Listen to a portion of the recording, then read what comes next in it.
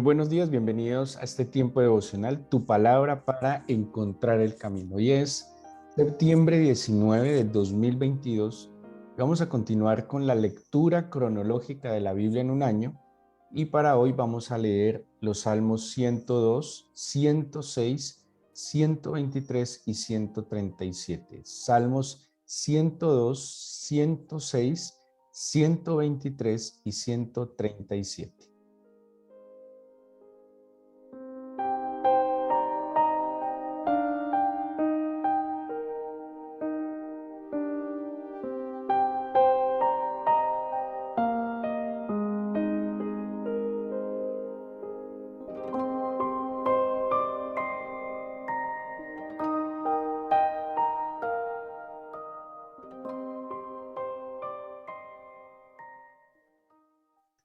En la guía cronológica que estamos siguiendo, habíamos planteado el libro de Job en medio de la narración que se estaba dando de los acontecimientos del pueblo de Judá y de Jerusalén que había sido llevado cautivo a Babilonia, porque se ubicó a Job allí, aunque su narración data seguramente de un tiempo muchísimo atrás, eh, pero seguramente la mayoría de los comentaristas coinciden en que la redacción del libro de Job se hizo muy seguramente en el exilio. Repito, aunque los acontecimientos sean de un tiempo anterior, de la época de los patriarcas, la redacción del libro seguramente se hizo en la época de Babilonia. Pero tiene mucho sentido ubicarlo y ubicar estos salmos que si usted está siguiendo la guía devocional, ayer empezamos con la lectura de unos salmos, tiene que ver con la experiencia que el pueblo de Judá y de Jerusalén están teniendo en Babilonia.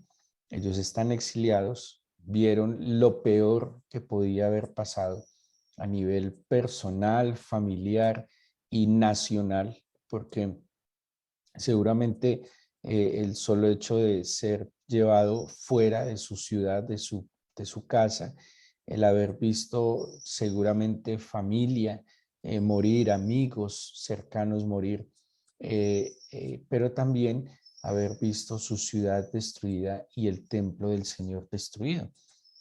Todo lo peor que hubiese podido pasar, pasó. ¿Qué podía quedar entonces para ellos? Por eso el lenguaje de estos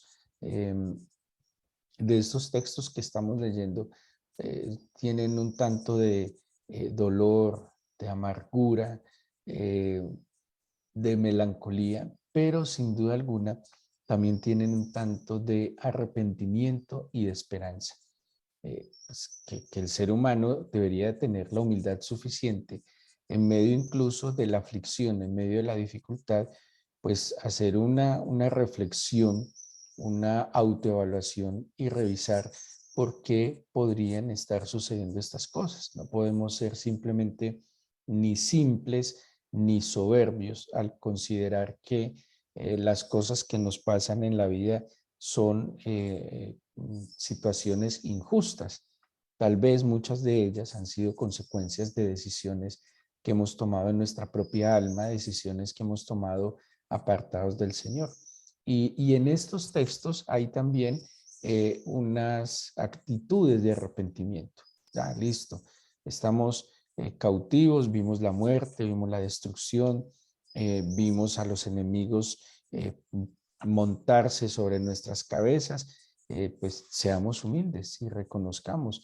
Claro, hubo unos profetas, hubo unos anuncios, hubo unas advertencias que en su momento nos escucharon, pero pues aquí ya tenemos que pararnos firmes porque aquello que se anunció se cumplió.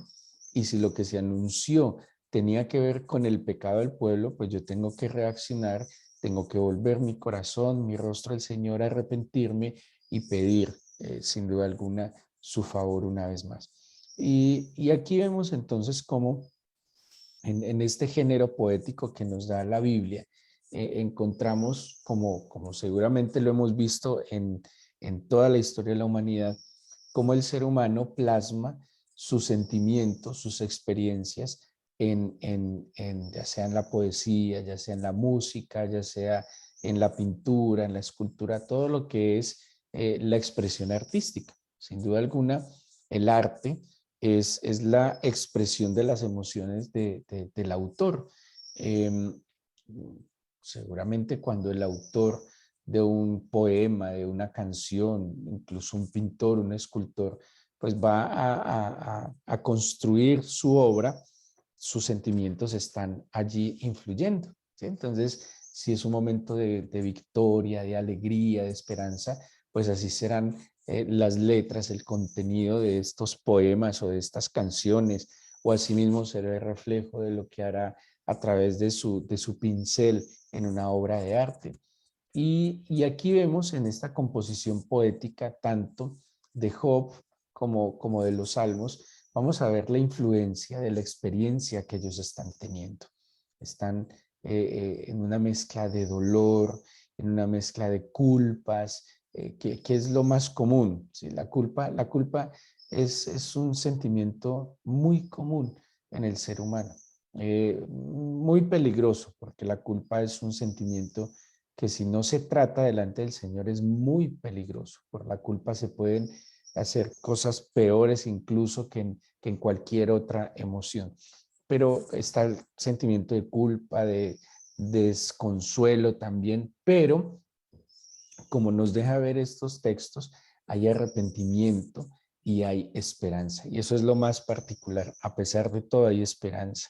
Porque eh, la memoria empieza a llevarnos un poco más atrás y a ver de que en algún momento en nuestra vida, cuando habíamos fallado, pero tuvimos la gracia del Señor de caer en la cuenta de nuestros errores, volver el corazón a Él, hemos visto cómo el Señor sana, restaura y da oportunidades.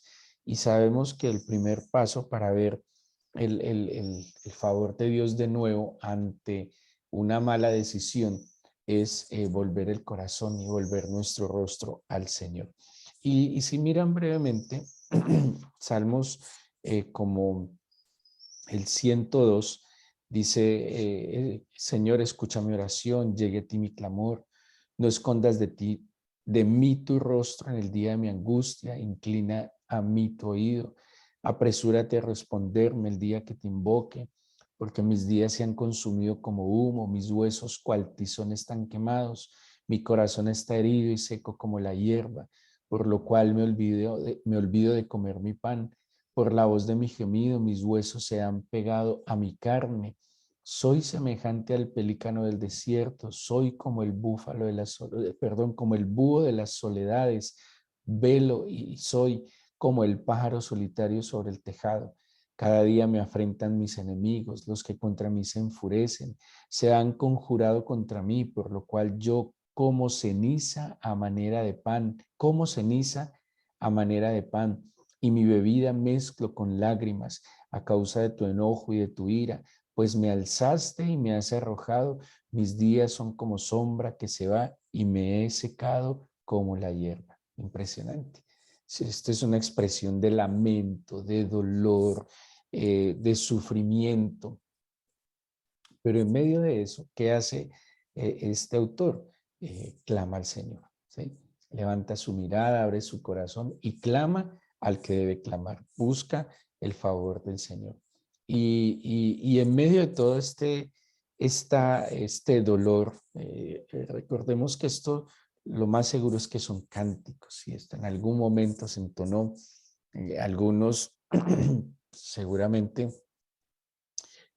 compuestos y se cantaron posteriormente, pero es la expresión a través del arte de el dolor o más bien de la experiencia real que ellos estaban teniendo en ese momento. Pero mire lo que continúa diciendo este Salmo 102, dice, pero tú, Señor, permanecerás para siempre y tu memoria de generación en generación.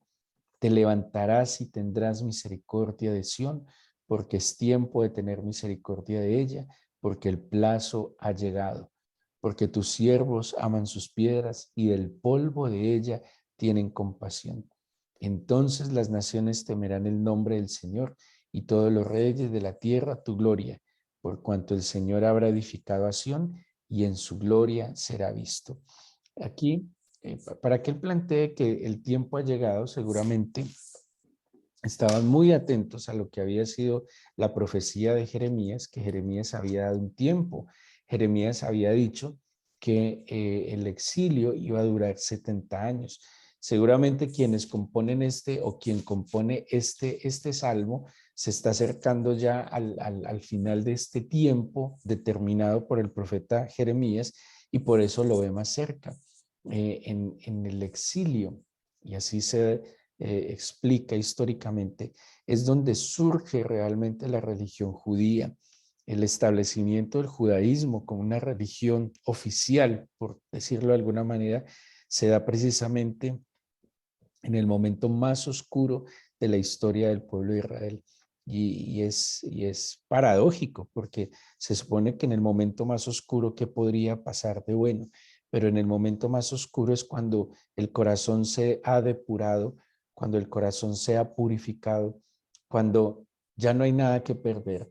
Así que lo mejor que queda es entregarse auténtica y genuinamente al Señor, y fue lo que ellos hicieron.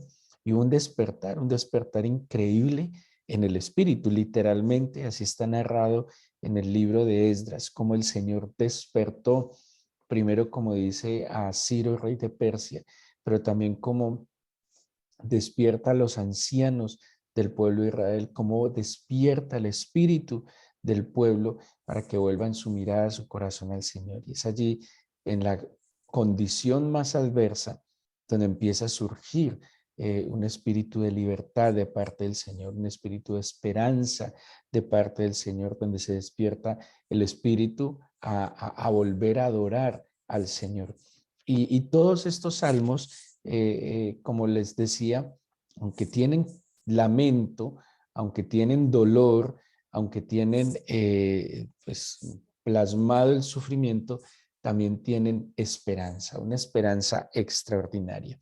Y quisiera llegar a un salmo que personalmente me parece pues bellísimo, que es el Salmo 137.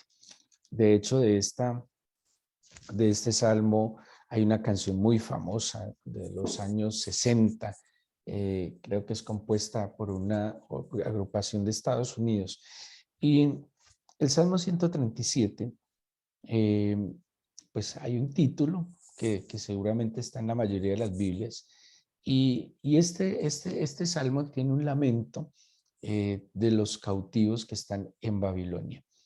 Dice: junto a los ríos de Babilonia, allí nos sentábamos y aún llorábamos acordándonos de Sión.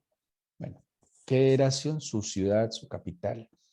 Eh, David había establecido en el templo un orden de adoración. Yo me imagino que la Jerusalén de la época de Salomón, más que la de David, porque David todavía no había construido el templo, David lo que hizo fue establecerlo todo, no solo los diseños, no solo los materiales, no solo dejar lista la parte física de la construcción del templo, sino que dejó lo más importante, que fue el culto como tal, el orden del servicio de los levitas, de los sacerdotes, de los cantores, de aquellos que alababan al Señor. Cuando Salomón construye el templo, lo dedica, cuando Salomón ejecuta todo lo que su padre había planeado, yo me imagino que debía ser una época maravillosa. Solo piensen en un lugar que era sin duda alguna hermoso físicamente, donde se había puesto los mejores materiales, los mejores diseños, donde se había puesto todo el amor y el corazón para adorar al Señor. Era un lugar sin duda alguna el más hermoso que habría en todo Israel. Se establece el templo, pero tendría que ser una experiencia muy bella el escuchar día y noche, mañana y tarde, las alabanzas, los cánticos.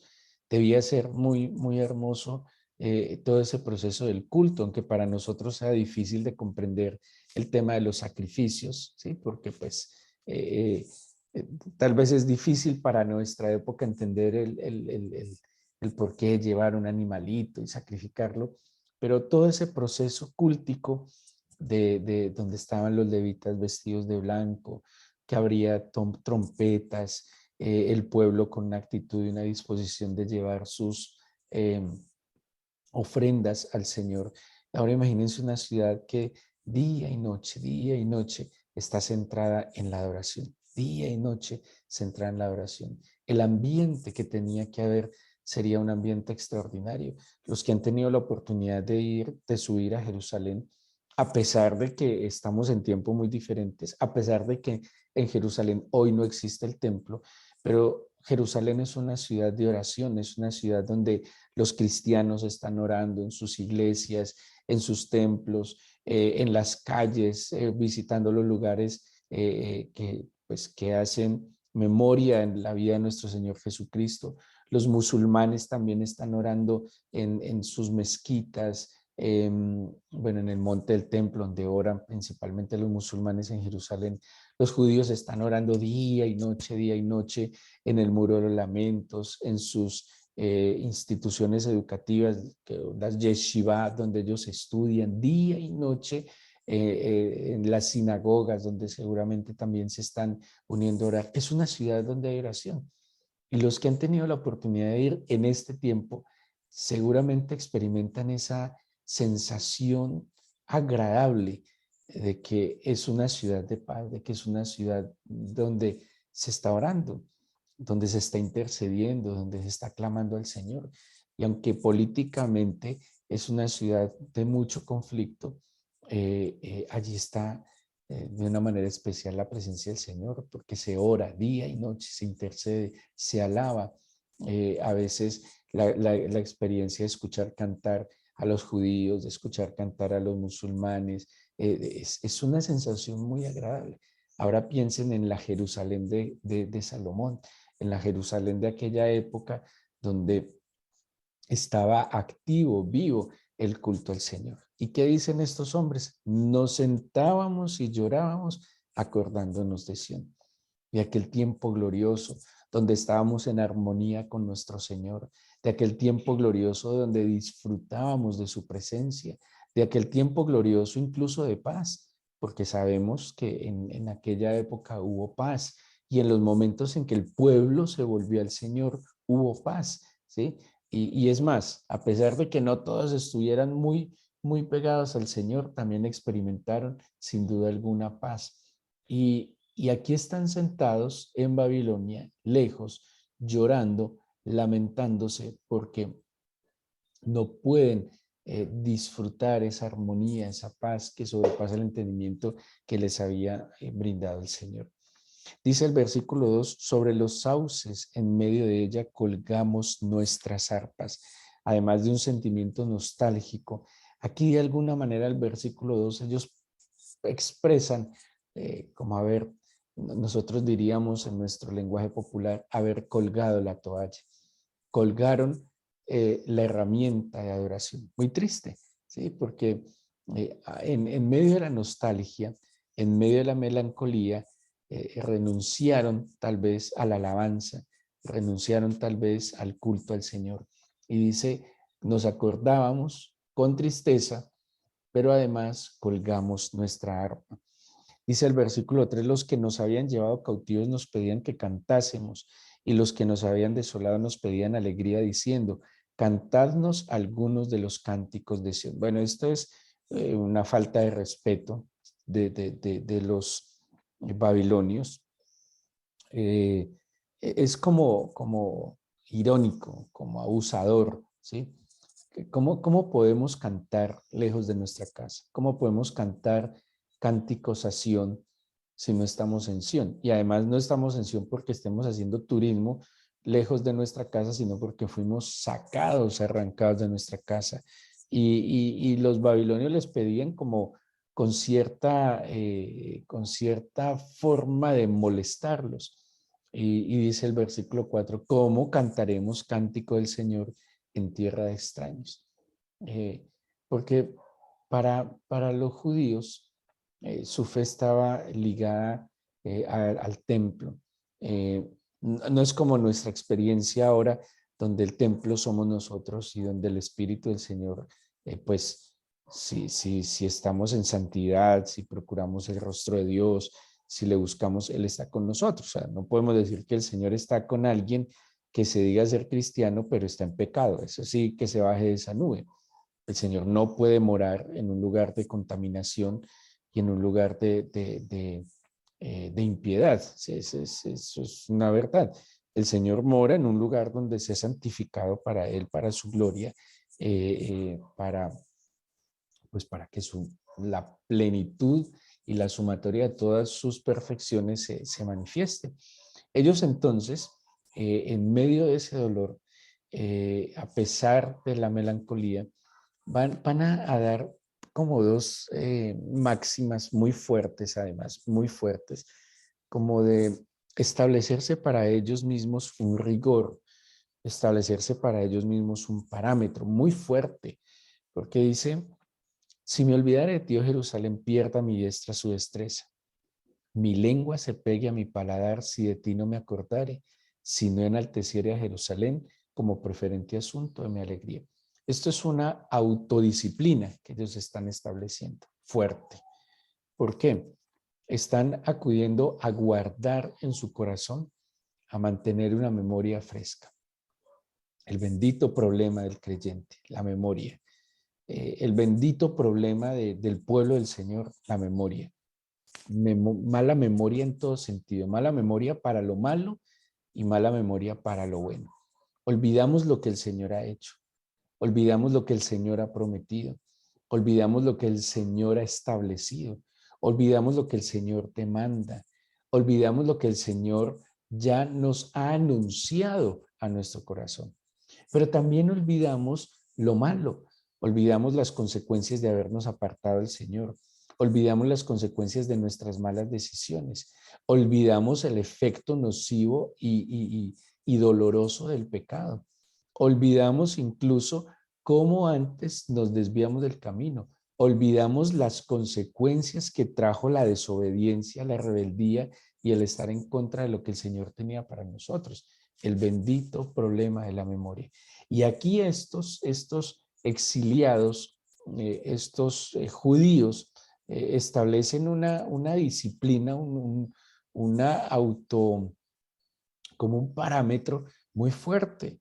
Y dice, si me olvidare de ti, oh Jerusalén, pierda mi diestra su destreza. Claro, no me pidan que cante los cánticos de Sión en tierra extranjera, no me lo pidan, pero tampoco me voy a olvidar de Jerusalén. Y si llegare a olvidarme, que mi destreza, que mi diestra pierda destreza. Eso es terrible, porque está pidiendo perder la agilidad, las habilidades, las capacidades de obrar, de hacer, de ejecutar, de realizar las cosas. Pero dice además que mi paladar, que mi lengua se pegue a mi paladar, si no me acordare de ti, Jerusalén, y si no te enalteciere como preferente asunto de mi alegría. En medio de la cautividad, la esperanza de volver a la casa del Señor, la esperanza de volver a la presencia del Señor.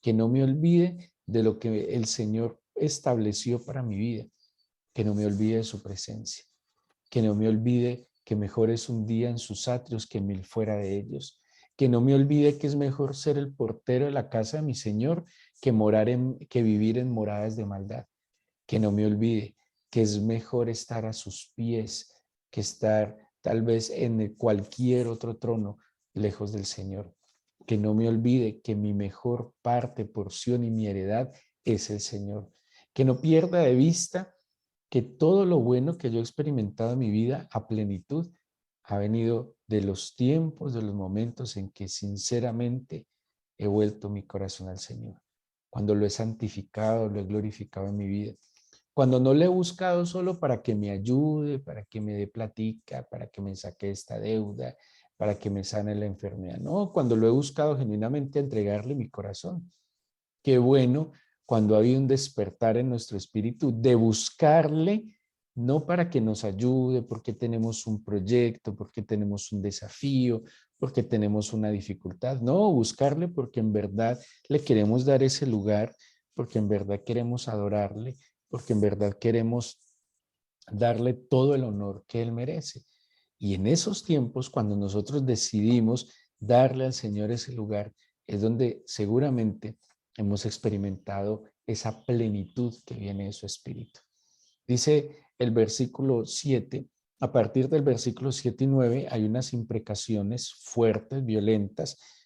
Acordémonos que hay unos salmos imprecatorios que expresan abiertamente ese deseo que le vaya mal al que me hizo mal. ¿Sí? Y está en la Biblia, muy humano, muy diferente a lo que el Señor Jesús plantea, sin duda alguna, porque el Señor plantea, el Señor Jesús ame a sus enemigos, es muy diferente, pero está en la Biblia porque son los sentimientos de estos hombres. Pues la Biblia no dejó a un lado las circunstancias y los sentimientos que estos hombres podían experimentar. Claro, ellos están pidiendo venganza muy fuerte. El Señor en el Nuevo Testamento dice, no, señores, ustedes no procuren la venganza y más bien aprendan a amar a sus enemigos. Pero en todo esto está la esperanza de que cuando yo vuelvo mi corazón al Señor, como decía el Señor, vuélvanse a mí, yo me volveré a ustedes. Volvámonos de todo nuestro corazón. Así le decía el Señor al pueblo en la época de Malaquías, vuélvanse a mí, yo me volveré a ustedes. El pueblo lastimosamente le decía, ¿y en qué hemos de volvernos? Pero nosotros hoy de todo corazón y con humildad decidamos en este comienzo de semana volvernos al Señor. Él se volverá a nosotros. Y que hagamos pues no tan radicales como los del Salmo 137, pero sí establezcamos como unas pautas delante del Señor. No me voy a olvidar de ti. Voy a hacer todo lo posible por cada día hacer memoria de tus obras en mí. Voy a hacer todo lo posible por no olvidarme de todas tus promesas. Voy a tratar de tener presente tus promesas, así sea que tenga que volver a esa Biblia antigua donde yo la había marcado y hacer una lista. En esta fecha me dijiste esto, en esta fecha me prometiste esto, en esta fecha me demandaste esto. Volver en la mente y en el corazón a lo que el Señor ha hecho o ha establecido y que tal vez se ha dilatado. ¿Sí? Hay un propósito que el Señor me pudo haber mostrado hace 10 años, pero yo lo tengo dilatado por cabeza dura. Pero volvamos al corazón del Señor y volvamos a la memoria aquellas situaciones gloriosas que hemos vivido y no dejemos que nadie siga echando tierra en nuestros oídos ni en nuestros ojos. Los babilonios querían hacer a través del insulto, de la, no sé, de la humillación, hacer olvidar al pueblo de Israel las promesas del Señor. Pero es como sacudirnos de ese polvo que nos ha caído, levantarnos y volver a afirmarnos en las palabras y las promesas del Señor. Qué bueno de verdad que hagamos esa memoria y que nos fortalezcamos en la fe que el Señor nos concede en su palabra, que es una palabra firme sin duda alguna. Vamos a entregarle este día al Señor, oremos con todo el corazón.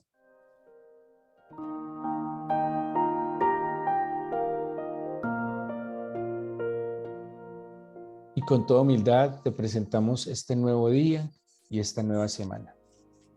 Te agradecemos el milagro de la vida. Hoy nuestros ojos volvieron a ver la luz, nuestros oídos, Señor, han percibido de nuevo, Señor, como en mi caso, el canto de las aves. Y todo mi ser se ha despertado a ti, mi Señor. Yo te pido que tomes el control de esta semana. Te suplico que tomes el control de mi vida, que tomes el control de todas las situaciones que nos rodean y nos permitas descansar en tu poder, en tu gloria y en tu majestad.